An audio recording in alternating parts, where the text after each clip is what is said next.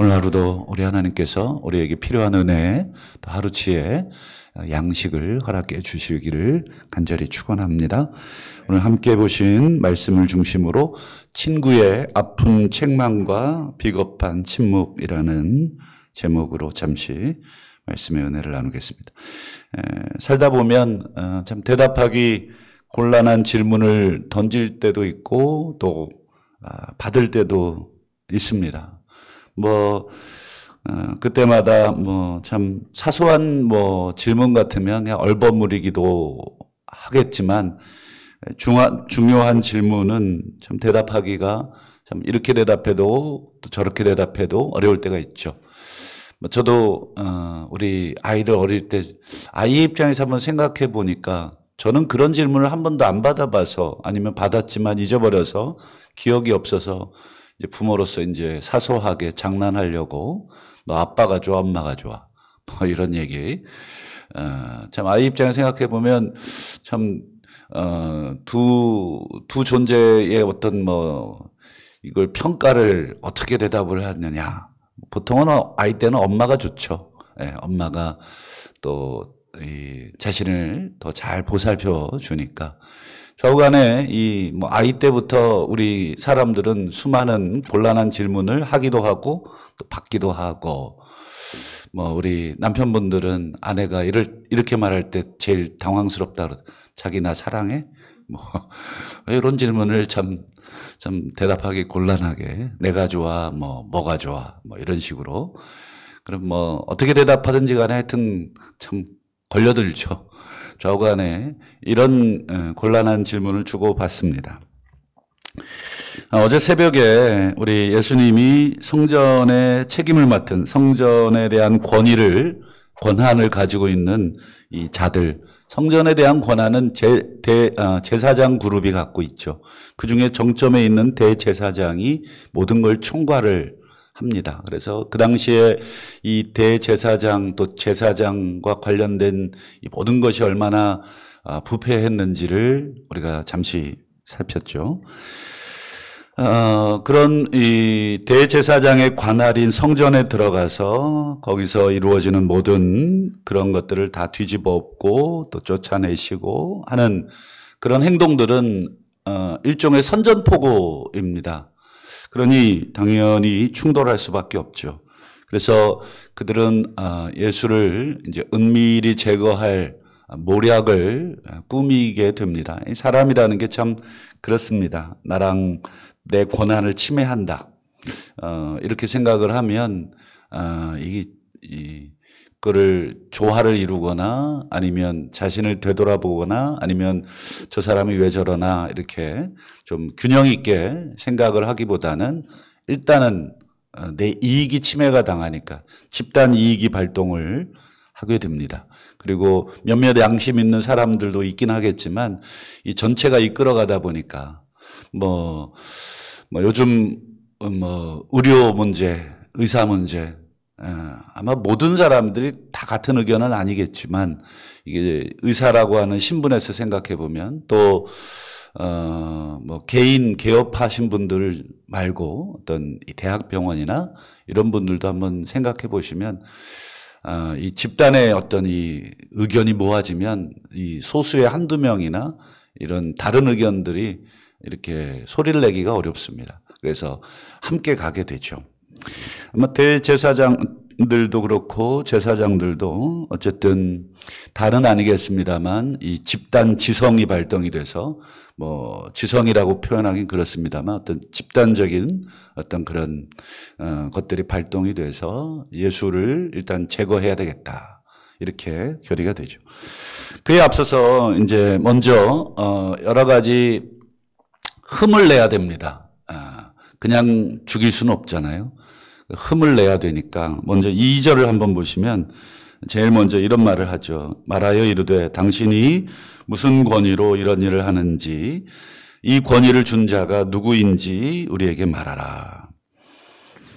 당신, 여러분 예수님은 물론 많은 사람들이 이적을 통해서 알고 있지만 출신 자체가 나사렛이죠. 물론 예수님의 이제 출신을 안다 그러면 말이 달라지지만 베들레헴이라는, 그러나 이제 어릴 때부터 나사렛에서 컸기 때문에 뭐 나사렛 사람이라고 하는 게 또 맞고, 그렇기 때문에 예루살렘과 나사렛은 뭐 어느 정도의 갭이겠습니까? 뭐 우리 대한민국으로 비교해 보면 먼저 수도와 그 다음에 이름 없는 어떤 한 지방의 한 도시, 촌, 이 정도 될 것입니다. 이제 우리야 이제 성경을 읽고 나사렛 예수 그러니까 나사렛이 굉장히 중요한 이제 의미지만, 이 시대에는 나사렛은 들어보지도 못한 그런 동네일 가능성이 예루살렘 사람들에게는 많습니다. 자꾸 권위 얘기하는 이유가 뭐겠습니까? 우리는 제사장이고 이 권위를 우리 스스로가 가진 게 아니라 하나님이 우리에게 준 것인데, 너는 지금 성전에서 지금 하나님이 우리에게 준 권위에 대해서 너는 이렇게 도전을 하고 있는데, 네 권위는 그럼 누가 준 거냐? 하나님보다 높은 존재는 없잖아요. 그러니 이 질문을 던지면 100% 승리한다라고 하는 그런 확신. 또 반대로 자신들의 권위를 다시 한번 확인할 수 있겠죠. 우리는 하나님이 세우신 제사장이요 성전을 맡은 그런 자다. 틀린 게 하나도 없거든요. 반대로 이 질문의 밑바닥에는 예수의 권위를 뭉개버리고, 한마디로 너는 권한이 없는 자다, 너는 자격이 없는 자다, 이렇게 백성들에게 보이도록 만드는 효과가 있습니다. 사실 예수님께서 어떤 성전의 권위나 또 성전을 맡은 대제사장직에 대한 권위에 도전한 것은 아닙니다.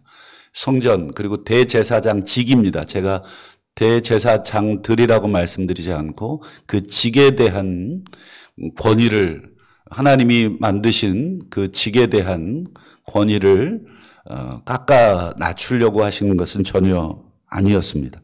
예수님이 지적하신 것은 무엇입니까? 성전이나 대제사장직 또는 제사장직이 아니라 그 직을 이용을 해서 성전을 사유화하고 망가뜨리고 있는 그들, 그리고 그들의 죄를 지적하신 것입니다. 이걸 분리를 우리가 해야 되겠습니다. 좌우간 예수께서는 그들에게 부여하신 그 권한으로 저지르고 있는 죄를 지적을 했더니, 그들은 자신들에게 도전한다고 그렇게 이제 반발을 한 것입니다. 좌우간 무슨 권위로 누가 이런 권위를 줬느냐라고 하는 이들의 질문에 예수님께서 답을 주질 않습니다. 이들의 의도를 정확하게 알고 계시기 때문에 그렇겠죠. 그래서 이 전형적인 랍비식 대답을 합니다. 역으로 질문을 던지죠. 한번 4절을 보실까요? 그럼 나도 한 질문을 할 테니까 너희들이 이걸 대답해 주면 나도 너희들에게 대답해 주겠다. 요한의 세례가 하늘에서냐 아니면 사람으로부터냐. 그 기원, 출처, 권위의 출처. 요한이 지금 물론 요한은 죽었습니다만 과거에 요한이 살아있을 때 요한이 세례를 주고 다녔잖아요. 그러니까 많은 사람들이 저 세례는 하나님이 주신 세례라고 믿고 와서 자복하고 세례를 받기도 했지만 이들은 세례를 받지 않았습니다. 요한의 세례는 회개의 세례였습니다. 회개해라. 지금 주가 오신다. 메시아가 오신다. 하나님의 나라가 가까이 왔다. 구원도 왔지만 심판도 왔다. 이 하나님 나라의 이중적인 그런 속성을 쭉 설명하면서 회개의 메시지를 전했는데, 이들은 이 요한의 세례를 믿지 않았습니다. 그래서 당연히 와서 세례받을 그런 생각 자체를, 이 요한이 광야에서 이 약대 털옷 입고 메뚜기랑 석청 먹는, 물론 요한도 제사장적이지만 자신들의 그 권위가 훨씬 높다고 생각하기 때문에 요한의 이 하늘로부터의 세례를 받을 수가 없는 것이죠. 머리를 숙이고 들어온다는 것은 있을 수가 없죠. 대답하기가 곤란한 질문입니다. 이들에게는. 하늘에서라고 얘기를 하면 5절 보세요. 그럼 어찌하여 그를 믿지 않았냐? 어찌하여 그에게 와서 회개의 세례를 받지 않았냐? 세례를 그에게 받는다는 것은 그의 권위를 인정한다는 것이고 그의 권위 아래 자신들이 들어간다는 것이기 때문에 절대로 있을 수 없는 것이죠. 그러니 받지를 않습니다. 반대로 사람으로부터라고 하면 6절을 한번 보실까요? 백성들은 요한을 하나님이 보내신 선지자로 인정을 하고 있기 때문에 그들이 다 우리를 돌로 칠 것이다. 굉장히 정치적인 계산을 하고 있는 것입니다. 우리는 인정하지 않지만 이 무지 목매한 백성들은 하늘로부터 온 세례라고 인정하기 때문에 이 백성들을 이길 수 있는 우리 정권은 없듯이 그 당시에도 그랬습니다. 이 대제사장들이라 그래도 백성들의 봉기나 밀란을 이겨낼 수 있는 힘은 없습니다. 백성들을 다 죽여야 되는데 그러면 무슨 의미가 있습니까? 백성 없는 통치자?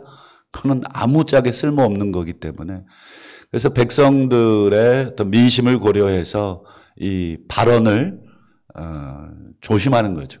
요즘 우리 선거철 막 후보들이 발언 한마디 한마디가 막 요즘은 참 SNS 이런데 과거에 본인이 의롭다고 생각을 한 걸 막 올려놓고 그게 이제 역으로 시대가 지나니까 역풍을 맞고 막 그래서 요즘은 그걸 다 또 캡처해놓고 갖고 다니시잖아요. 다 자료로 해가지고 다 써먹는지 모르겠습니다. 어떻게 찾아내는지는 모르겠어요.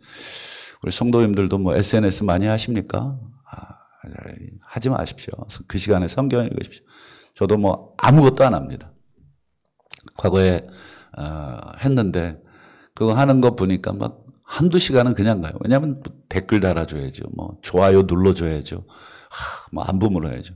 내가 지금 뭐 하고 있나. 물론 이 사람들의 일상을 내가 관심을 갖는다.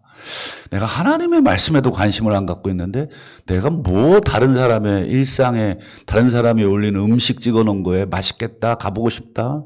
이런 소위 인간적 관계를 위해서는 좀 부드러워질 수 있을 수는 있지만 그렇게 해서 사람 관계가 좋아지지는 않더라고요. 그런 면에서 그냥 하나님께 집중하고 또 열심히 SNS 하는 친구들은 또 그렇게 또 살고. 좌우간에 이들은 하늘이냐 사람이냐 이런 예수님의 이 권위의 질문에 답을 하지 않아요. 그래서 7절 보실까요? 어디로부터인지 알지 못하노라. 정말입니까?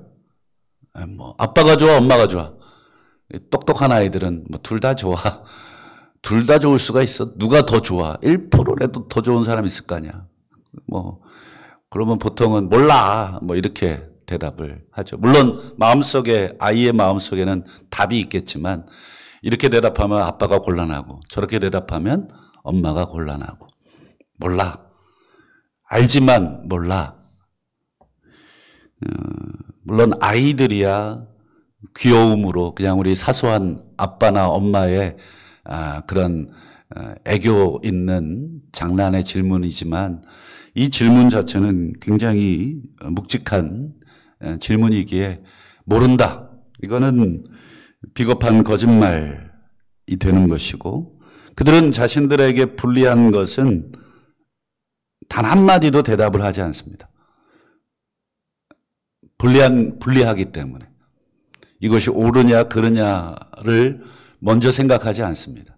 나에게 유리하냐 불리하냐 이것을 먼저 생각을 합니다. 그럼 마태복음 5장 37절을 보시면 제가 세 번역으로 좀 올려드렸는데요. 옳은 것은 옳다하고 이렇게 돼 있지만 옳다는 말은 약간 번역이 좀 오해를 일으킬 수 있어서 세 번역에 보면 예스입니다. 예스. 예할 때는 예해라. 아니라고 하는 것에는 아니라고만 대답해라. 이에서 지나는 것은 악에서 나온 것이. 이 악이라고 하는 헬라어가 중성이기도 하고 남성이기도 해요. 똑같습니다. 그래서 악이라고도 번역할 수 있고 악한 자, 남자로서의 사탄을 의미할 때도 있어요.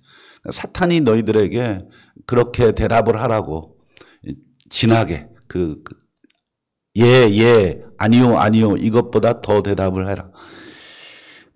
정확하게 대답을 하지 않거나 얼버무리거나 사실 아는 것과 다르게 대답해라.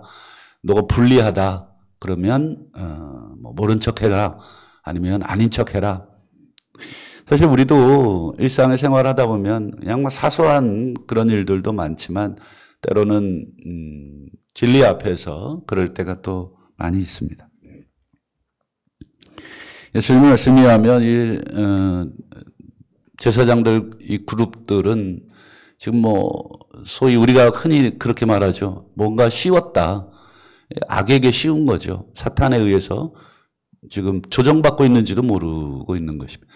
사탄이 우리가 눈치챌 수 있는 영물이면 우리가 사탄을 다 대비하겠죠. 다 막죠. 근데 사실은 나도 모르게 사탄은 우리가 상대할 수 있는 존재가 사실은 아닙니다. 늘 하나님께 의지하고 그래서 주기도문 맨 마지막에도 다만 우리를 악에서 구하시옵소서. 이 악이라고 하는 것 아까 말씀드린 것처럼 악한 자라고 번역을 할 수도 있고 악으로도 번역을 할 수 있는데 우리 주기도문에서는 악으로 번역을 했죠. 그래서 늘 하나님 오늘도 사탄은 이 광명한 천사의 옷을 입고 우리에게 다가오는 존재. 수만 가지의 방법과 수단을 이용을 해서 때로는 나를 막 의인으로 막 추켜 세우기도 하고 때로는 막 나를 죄인으로 집어넣기도 하고 하여튼 이 온갖 모든 동원할 수 있는 모든 방법을 다 동원해서 우리를 넘어뜨리려고 합니다. 지금 예수님께서 지금 성전에서 채찍을 휘두르시고 그리고 성전의 권위를 맡은 자들에게 지금 이렇게 막 책망의 질문을 하시는 것은 겉보기에는 공격 같아 보이지만 사실상은 무엇입니까? 그들을 살리기 위한 책망입니다. 다만 이 대제사장 그룹들은 예수님의 그 책망을 받을 준비도 되어 있지 않고 그릇도 되어 있지 못한 존재입니다. 말씀을 맺겠습니다. 우리 잠언 27장 6절을 화면을 통해서 한번 보실까요? 친구의 아픈 책망은 충직으로 말미암은 것이나 원수의 잦은 입맞춤은 거짓에서 난 것이니라.